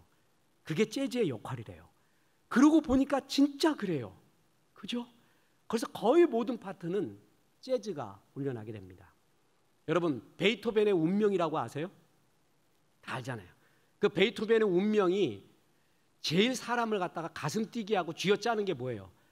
빠바바밤 하고 잠깐 쉬잖아요. 그죠? 이제 됐나 보다 했더니 또 빠바바밤 그래. 이제 좀 손 좀 쉬자 그랬더니 또 빠바바밤 그래요. 그 잠깐 쉬는 거 있죠. 요게 사람을 잡아. 그거 참 희한해요. 저는 서울에서 태어나고 자란 전형적인 시티맨입니다.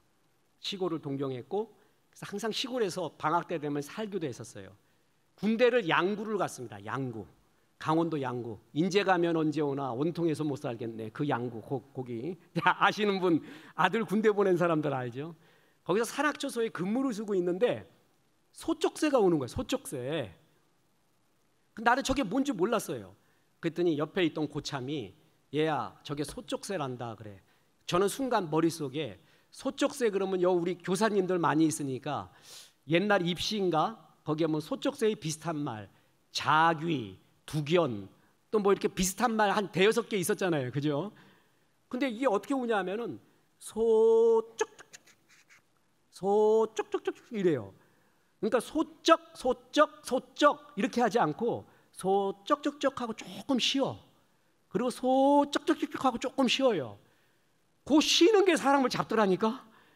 그래서 저게 두견이고 또 뭐야 자귀고 저 자귀가 우는 것을 누가 알냐마는 그게 사람을 잡는 소리구나. 그 쉬는 거 있잖아요. 만약에 이게 소쩍 막 이래버렸으면 그건 참새 소리지 소쩍서 소리가 아니야. 그 쉬는 것 때문에 사람을 잡는 거예요. 베이토벤의 운명이 그러더라니까. 들어보니까 빠바바밤 하고 쉬어. 그때가 막 숨이 더 막혀. 또 빠바바바밤 그래요. 내가 이제 아침에 일어나서 아메리카노를 먹고 토스트를 한 쪽 먹으려고 하는데 베이토벤의 운명이 나와. 빠바바밤 그러면 커피 다 흘려. 빵이 어디로 들어가는지를 몰라. 빠바바밤 할 때 커피 다 넣고 국기에 대해 경례를 해야 돼요. 그 운명에 존중을 해줘야 돼. 무슨 얘기인지 아시겠죠? 그거는 그냥 커피 먹으면서 듣는 소리가 아니라니까. 그 음악이 나오면 다 스톱하고 존중해줘야 돼. 존중해줘야 돼. 그런 음악이에요. 그게 베이토벤의 운명이에요. 그죠? 그런데 재즈는 그렇지가 않아요. 재즈는 나를 존중해달라고 하지 않는데요. 그냥 틀어놔도 1시간이 지나도 10시간이 지나도 있는 건지 없는 건지 모르겠어. 그런데 사람의 대화에 끼어들지 않고 그 대화를 아름답게 해줘요. 베이토벤의 운명이 장미꽃 같다면은 재즈는 안개꽃 같습니다. 어떤 사람은 장미꽃 같은 사람이 있어요. 어떤 목회자는요 장미꽃 같은 사람이 있어요. 베이토벤의 운명같이 강렬해요. 카리스마 있어요. 사실 그 카리스마는 칼 있으나 마나라는 뜻인데 그 칼 있으나 마나 뭐 어찌됐든 강력해. 근데 어떤 목회자는 우리 동료 목회자 중에 종치는 목회 있거든요.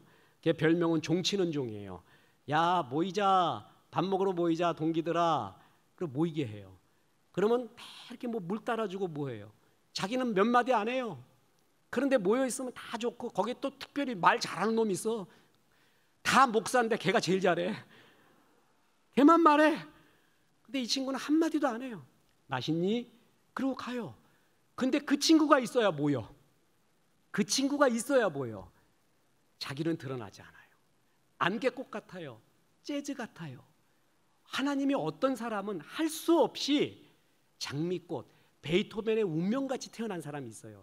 내가 나를 죽이면서 뒤로 물러나려도 안 되는 사람이 있어요. 그 사람 앞장 서야 돼요. 근데 어쩐 사람은 앞장만 서면 오구비절이요. 뭘 할 수가 없어. 그 사람은 배경이 되어주는 사람이에요.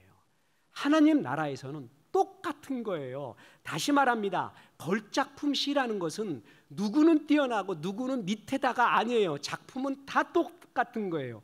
윤동주의 시나, 김소월의 시나, 김수영의 시나, 천상병의 시나, 윌리엄 브레이크나 다 그 세계가 있는 거예요. 하늘나라에서는 등급이 없어요.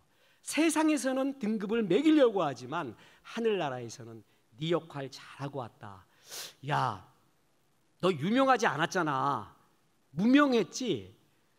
무명했는데 어떻게 그렇게 잘 버텼냐? 너 정말 뛰어나다. 제가 목회하면서 느끼는 게 있어요. 무명으로 버티는 힘, 이게 진짜 능력입니다. 엘리야에게 말합니다. 야, 숨겨놓은, 너 혼자인 줄 아냐? 하나님 일 하는 게 숨겨놓은 주의 성지, 주의 일꾼이 700이나 있어. 전 그거 보고 충격을 먹었어요. 여러분 묻겠습니다. 그 700명 중에 이름 아는 사람 있어요? 없죠? 다 무명이에요. 이름 하나 없어요. 그런데 그는 준비된 종이었어요. 엘리야, 너는 이름이라도 있지. 지금 오늘도 말하고 있잖아, 엘리야. 그들은 이름도 없었다. 그런데 어떻게 멋지게 사역하고 있는데 너 혼자 했다고 생각하느냐? 무명으로 견디는 힘. 하나님 나라에서는 더 상급이 있습니다. 더 이 사람이 뛰어납니다. 내게 줄로 재어준 구역이 다 다릅니다. 어떤 사람은 장미꽃같이, 어떤 사람은 무명의 안개꽃같이 말합니다. 이런 말이 있습니다. 저는 우리나라 속담 중에서 이 속담은 없어져야 된다고 강력하게 믿고 있는 말이 있습니다. 그래서 책에도 썼습니다.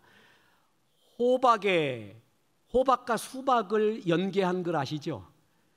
호박에 줄 긋는다고 뭐 되냐? 이 정말 나쁜 말이야. 우리 그리스도인은 이 말 하면 안 됩니다. 내가 거꾸로 말할게요.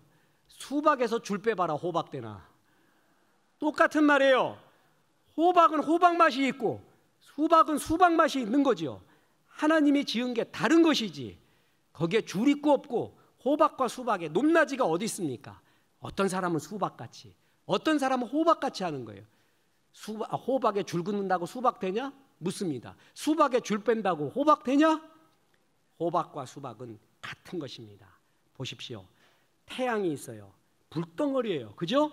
근데 달은 불덩어리가 아니에요. 어느 날 달이 태양이 너무 부러워. 그래서 지 몸을 전부 불덩이로 만들어버려요. 그러면 어떻게 되겠어요? 지구는? 태양은 태양의 역할이 있고 달은 달의 역할이 있잖아요. 어느 제자가 스승한테 말했습니다. 스승님, 이제 다 배웠습니다. 마지막 단계 하나 좀 가르쳐 주십시오. 그러면서 이 제자가 제안하는 게 뭐냐면 하늘을 날게 도와주옵소서. 그 법을 가르쳐 달라고 도사한테 물었습니다. 그러니까 도사가 하는 말이 있습니다. 얘야, 하늘을 나는 거는 새들한테 맡겨두자꾸나. 야, 그건 새들이 하는 일이지 사람 하는 일 아니다. 여러분 생각해 보세요. 하늘을 날고 있는 사람 보면은 어떡하겠습니까? 말세다 그러고 총 쏴버려 나 같으면은. 사람은 하늘을 나는 존재가 아니야. 사람은 걷는 존재, 물에 들어가도 헉헉거리는 존재잖아요. 어떻게 사람이 하늘을 난다 그러면 신성한 사람이에요? 아니면은 굉장히 악한 마귀가 들었다 생각하겠지요. 아, 하늘 나는 건 새들한테 맡겨두자. 우리는 우리가 할 일을 하자. 바로 그것입니다. 그가 할 일은 그에게 맡겨두자. 스승님, 저에게 국물을 주십시오. 하나님, 저는 국물이 없습니다. 그랬더니 주님이 말합니다. 얘야, 국물은 말이야 짬뽕한테 맡겨두자. 너는 짜장이잖니. 너는 짜장이니까 짜장 맛을 내면 돼. 내게 줄로 재어준 구역은 아름다운 곳에 있음이요. 우리의 아들들이, 딸들이, 제자들이 불꽃처럼 타오르는 법이 있습니다. 매튜 폭스라는 영성학자가 게으름에 대한 처방을 했습니다. 게으름에 대한 유일한 처방은 열심히 살자, 부지런히 살자라는 결심이 아니다. 게으름에 대한 유일한 처방은 내 안에 불꽃을 발견하는 것이다. 그렇습니다. 내 안에 불꽃을 발견하잖아요. 게으를 수 없습니다. 진짜 게으를 수가 없어요. 너무 바빠요. 할 일이 너무 많다는 것을 알게 됩니다. 불꽃 발견하고 난 다음엔 아주 하나님 앞에 불꽃 같은 인생 살아요. 다 다릅니다. 저 사람은 저 사람에게, 이 사람은 이 사람에게. 나는 짜장면으로 태어났으면 짜장 최고의 맛을 내는데 집중하고 달려가야 되는데 평생 국물 부러워하면서 국물만 내기 위해서 노력했다면 그 사람 인생은 낭비한 거 아니겠습니까? 얼마나 헛된 낭비를 합니까? 개밥 만들어가고 있는 거예요. 짜장은 짜장만 내면 돼요. 그래서 내게 줄로재어준 구역은 아름다운 곳에 있다라는 것입니다. 내 길을 알잖아요. 그러면 사람이 심플해집니다. 이 심플해진다라는 것은 뭘 모르는 게 아니라 내용을 포함한 심플, 아시죠? 모든 내용을 다 가지고 있는 단순함. 아까 우리 회장님하고 또 전 회장님하고 우리 잠깐 대기실에서 대화를 하는데 소천하신 조영규 목사님 말씀하시면서 회장님이 그래요. 우리 조영규 목사님 만나면 그렇게 어린애 같대. 그렇게 순진해시고 뭐 하시대요. 그거예요. 뭐냐 하면은 자기의 사명에 진짜 달인이 되고 은혜가 있잖아요. 사람 심플해져요. 단순해져요. 그러나 그 단순함은 아무것도 모르는 단순함이 아니라 모든 내용을 다 포함하고 있는 단순함. 거기서 나오는 진짜 단순함, 순진스러움. 얼마나 심플해지는지 모릅니다. 이거 목사들 사이에서 회귀되고 있는 아주 유명한 말입니다. 목사님이 신방을 갔더니 거기서 아이스크림 하나를 갖고 왔는데 그 아이스크림 이름이 설레임이었어요. 여러분 설레임 아세요? 네, 저도 맛있는 거 먹잖아요. 신방 가서. 그러면 아내를 꼭 데리고 옵니다. 다음에. 그래서 이제 신방 이거 먹어서 그러면서 같이 먹자. 이렇게 얘기하면서 목사님들 거의 그래요. 그래서 이 목사님도 그 설레임 먹고 난 다음에 너무 맛있어서 아내한테 사주려고 가게에 들어갔네. 근데 생각이 안 나 설레임이. 그래갖고 뭐랬냐면 망설임 주세요 그랬대요. 그랬더니 주인이 가만히 보더니 설레임 갖고 오더래. 여러분 묻겠습니다. 망설임하고 설레임하고 같아요 틀려요? 엄청 틀려. 말도 못하게 틀려. 근데 주인은 심플해요. 나 돈 벌어야 돼. 한 푼이라도 더 벌어갖고 우리 아내하고 자식놈들 먹여 살려야 돼. 그랬더니 설레임이 망설임으로 들려진 거예요. 아 망설임? 아 설레임 달라는 거구나. 그리고 줬더니 목사님께 갖고 가더래. 이거 잘못하면 싸움 날 일이에요. 근데 사람이 정말 집중적으로 하나 생각하면 그렇게 돼요. 또 하나 전설 같은 얘기 있습니다. 시골 목사님이 올라와가지고 택시를 타는데 예술의 전당 가야 됐어요. 탔는데 생각이 안 나. 그래서 전설의 고향 갑시다 그랬대요. 그랬더니 여러분 암만 택시 기사라도 진짜 화나잖아요. 이런 말 들으면요. 나 무시하는 거예요. 그러고 싸울 수가 있는 거거든요. 근데 이 택시 기사 아저씨도 고수예요. 그래서 회사 택시 운전하는데 산악금 빨리 내야 되고 우리 자식놈들 한 푼이라도 더 벌어가야 되잖아요. 그것만 생각하고 있는, 내 사명만 생각하고 있는 심플한 사람이었어요. 예, 그러더니 예술의 전당 가더래. 여러분 예술의 전당하고 아까 전설의 고향하고 같아요 틀려요? 말도 안 됩니다. 이거 싸움 납니다. 난리 나버립니다. 그런데 자기 사명 확실히 알고 있잖아요. 사람 심플해져요. 그 사람한테만 들어가면은 화해가 돼요. 교회에서도 보면은요, 어떤 사람한테 말 들어가잖아요. 그러면 그 다음 날 전 세계에 다 퍼져. 나쁜 말이. 이게 그 사람한테 가면 얼마나 네트워크가 강한지 세계 사람이 다 알아. 근데 어떤 사람한테 들어가잖아요. 아무리 나쁜 말도 좋게 나와요. 아무리 심한 말 들어가도 좋게 나와요. 그 사람은 진짜 고수예요. 사람 망설임 달라고 말해요. 전설의 고향 달라고 말해요. 막 싸움 나요. 날 무시하는 거냐고. 이 교회를 흐트러뜨리려고 막 그러냐고. 그런데 설레임 달랬더니 망설임 달랬더니 설레임 내주고, 전설의 고향 가졌더니 예술의 전당 가고. 이 사람한테만 들어가면 아주 깨끗하게 끝나버려요. 그 사람의 특징이 뭔지 아세요? 순수함, 단순함, 자기의 사명, 내게 줄로 재어준 구역을 알고 있잖아요. 사람이 아주 단순해져요. 심플해져요. 그것만 생각하면서 그렇게 기쁠 수가 없습니다. 그렇습니다. 나를 알면은, 내 길을 알면 이렇게 심플해지고요. 열등감도 없어집니다. 그리고 이웃을 축복할 줄 알아요. 아까 짜장면으로서요, 짬뽕이 너무 부러웠죠. 짬뽕 국물이 부러웠던 거야. 그런데 짜장이라는 걸 자기가 알았어요. 그리고 나는 짜장 맛을 위해 태어났다는 걸 알았어요. 짜장의 맛에 집중을 했어요. 그랬더니 그렇게 좋을 수가 없어요. 그랬더니 짬뽕을 축복합니다. 뭐라 그러냐면, 짬뽕아, 야, 너 진짜 짬뽕 국물 맛있더라. 어떻게 그런 맛을 내니? 축복한다. 야, 네 역할 잘하는구나. 이렇게 축복할 수 있는 게 내 것에 대한 프라이드가 있을 때예요. 나의 길을 확실히 알 때 남을 축복해요. 그런데 남을 축복하지 못하고 열등감을 가질 때는 내 것을 모를 때예요. 그러니까 국물이 부럽고, 군만두 또 부럽네, 탕수육 보면 또 부럽네, 울면 보면 또 부럽네, 나는 없어. 다 부러운 것만 있어. 이 사람이 비참한 인생 사는 거예요. 우리는 그리스도의 지으신 바라, 하나님의 지으신 바라, 그리스도 안에서 선한 일, 네게 줄로 지은 구역이 있다. 우리 교사들이, 학부모가 우리의 자녀에게 제일 강조하고 강조해야 될 것, 너는 말이야 하나님의 걸작품씨야. 네게 줄로 지어준 구역이 있다. 그 길은 아름다워. 그 길이 세상 사람들이 인정하고 안 하고 상관없이 그 길은 정말 아름답단다. 그래서 내 짜장에 대해서 프라이드 있어요. 그래서 어느 날 짬뽕한테 말합니다. 짬뽕, 너는 정말 국물 맛이 맛있더구만. 아름답다. 축복한다. 그런데 내 맛도 최고야. 짜장면 맛있어. 야, 중국집 갈 때 짜장면집 가자 그랬더니 짬뽕집 가자는 소리 들어봤냐? 우리 옛날 가난했을 때, 졸업식 할 때 우리 짜장면 먹었다. 그렇지 짬뽕 먹지는 않았어.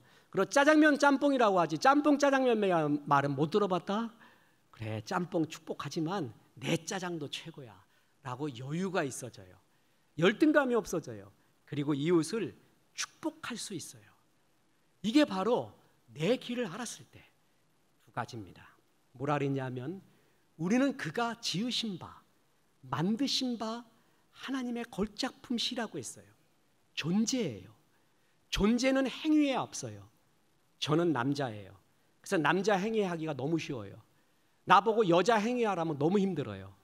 존재에서 행위가 나와요. 그죠? 존재의 확인이 제일 중요한 겁니다. 그래서 바울 사도는 모든 당신의 서신에서 구조가 보면은요, 존재를 먼저 말해요. 너는 하나님의 택하신 자야, 사랑을 받은 자야, 뭐한 자야, 그러므로 이렇게 살아라라고 나와요. 그러므로부터 말이 바뀌어지거든요. 그러므로가 행위예요. 실천인데, 실천 전에 뭐가 있어야 되냐 하면은 바로 존재예요. 나라는 존재. 너는 하나님의 걸작품 시야. 인문학 책 하시잖아요. 지금 이게 인문학 강의가 아니기 때문에 완전히 절제합니다. 인문학은 존재의 선언 자체가 잘못됐습니다. 우리의 존재를 뭐라고 그러냐면 게보르펜하이트, 던져진 존재라고 말합니다. 그러니까 이런 망망대해에 던져진, 쪽배같이 던져진 존재라고 해요. 목적도 없고 우연히 던져졌대요. 지금 빅뱅부터 시작된 빅히스토리 얘기 정말 문제 많습니다. 이거 영적으로 기도해야 됩니다. 아이들 그거 배우고 자라거든요. 거기에 의하면 우리는 하나님의 형상이 아니에요.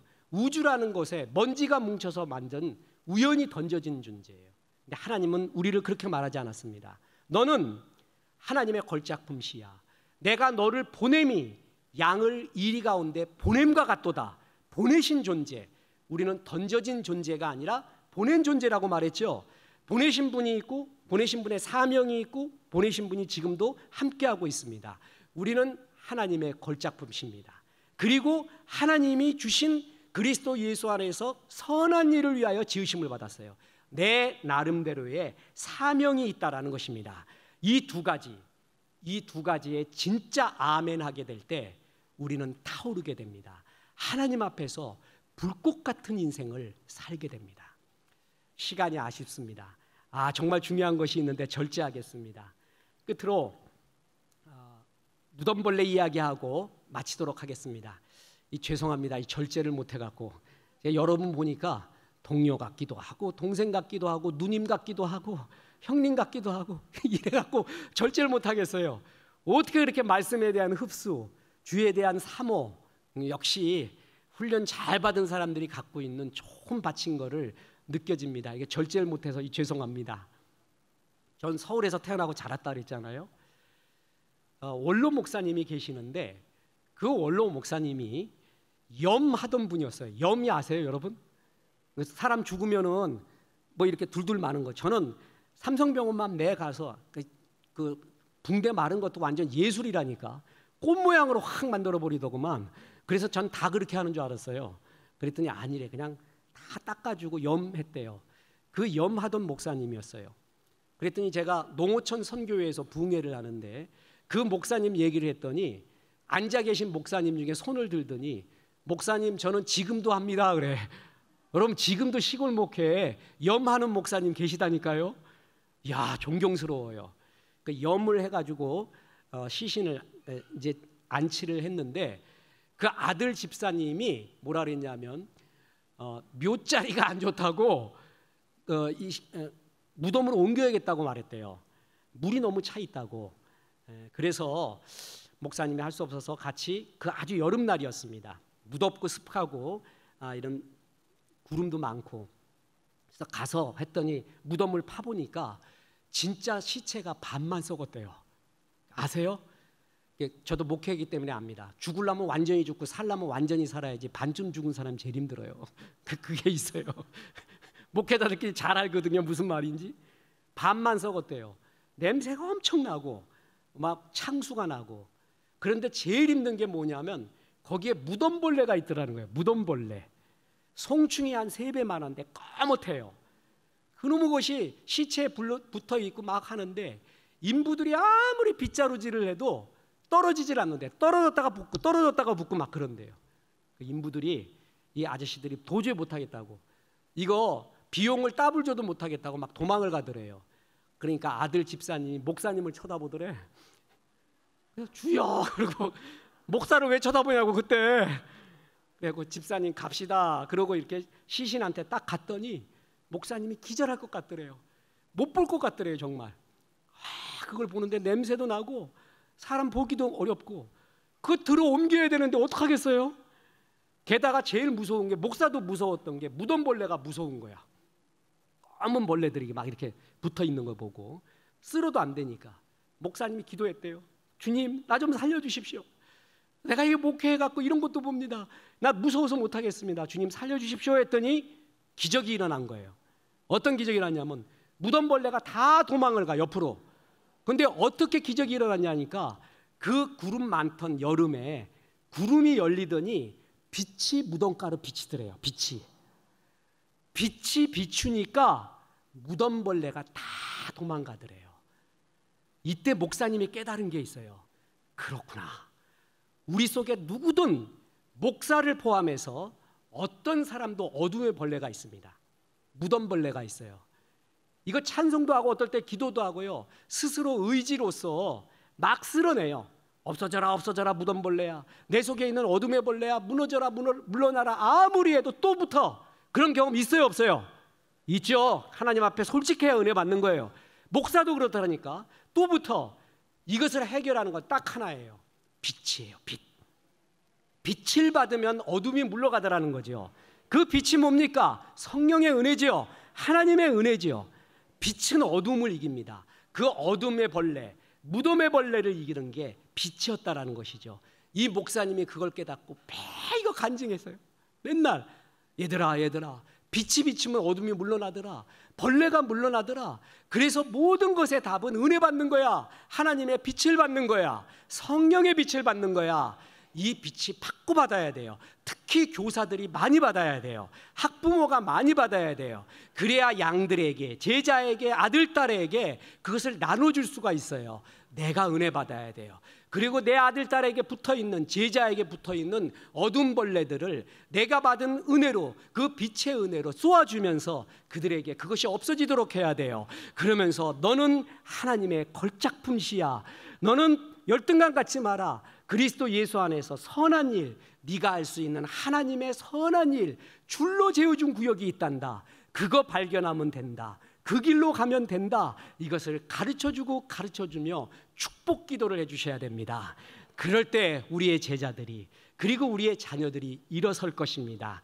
빛을 많이 받으십시오. 은혜를 많이 받으십시오. 이번 집회를 통해 은혜 많이 받으십시오. 그래서 내 안에 있는 어둠의 벌레, 그런 무덤벌레 다 물리치고 내가 하나님의 걸작품시라는 것을 찬송하고 찬송하십시오. 내게 줄로 재어준 구역을 발견하십시오.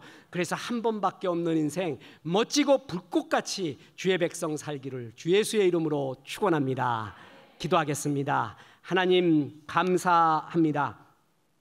우리는 그가 만드신 바라 그리스도 예수 안에서 선한 일을 위하여 지으심을 받은 자니 이 일은 하나님이 전에 예비하사 우리로 그 가운데서 행하게 하려 하심이라. 주의 이 말씀을 믿습니다.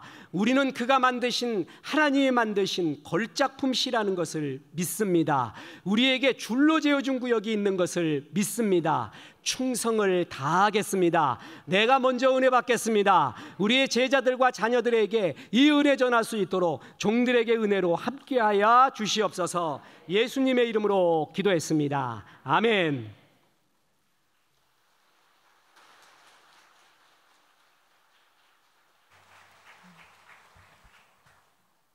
정말 시간 가는 줄 모르고 우리 목사님 너무나 재미있게 재치있게 정말 너무나 말씀 잘해주셨습니다.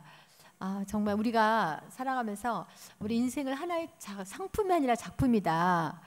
참 너무나 감동적이었습니다. 그리고 아까 오늘 제가 성경 말씀도 안 읽어주고 제목된 말씀 안 해드렸는데 너무 죄송합니다. 너무 제가 좀 떨렸나 봅니다. 그리고 제가 좀 아직 다리가 이거 한 달 전에 새끼 발가락이 찰떡 부딪혔는데 금이 갔어요. 그래서 하나님한테 기도했습니다. 하나님, 저 이번에 수련회 때까지 제발 좀 새끼 발가락 낫게 해달라고 그랬는데 이게 2개월 3개월 간다고 그러더라고요. 그래서 어쩔 수 없이 제가 또 이렇게 왔는데 여러 가지 이 준비하면서 좀 우리 선교에 방해 체력이 좀 많았습니다. 그래서 저도 그렇고 또 선교회 선생님들이 좀 약간 아픔도 있고 그랬었는데 우리 정말 우리 선교가 사랑의 공동체입니다. 선생님들이 서로 사랑하고 이렇게 같이 협력해서 기도해 주니까 어려움도 참 이겨낼 수 있었습니다. 그리고 오늘 우리 목사님 말씀을 통해서 우리가 하나님께서 지으신 바다, 하나님의 걸작품 시이다. 너무나 정말 감동적입니다. 그러니 우리가 어떻게 비교하면 안 되죠. 하나님이 제일 싫어하는 게 비교하는 거, 낮은 자존감이라 그랬는데 우리가 오늘 말씀을 들으면서 야, 나는 정말 하나님의 걸작품 시이다. 너무 감사합니다. 다시 한번 저희에게 자신감도 심어주고 또 우리 하나가 얼마나 귀한 존재인가, 우리 마음속에 빛이 들어가야지만 변화된다고 하였습니다. 우리 오늘 이 귀한 말씀을 전해주고 참 우리에게 셈을 주신 우리 한재웅 목사님께 다시 한번 감사의 기도를 드리겠습니다.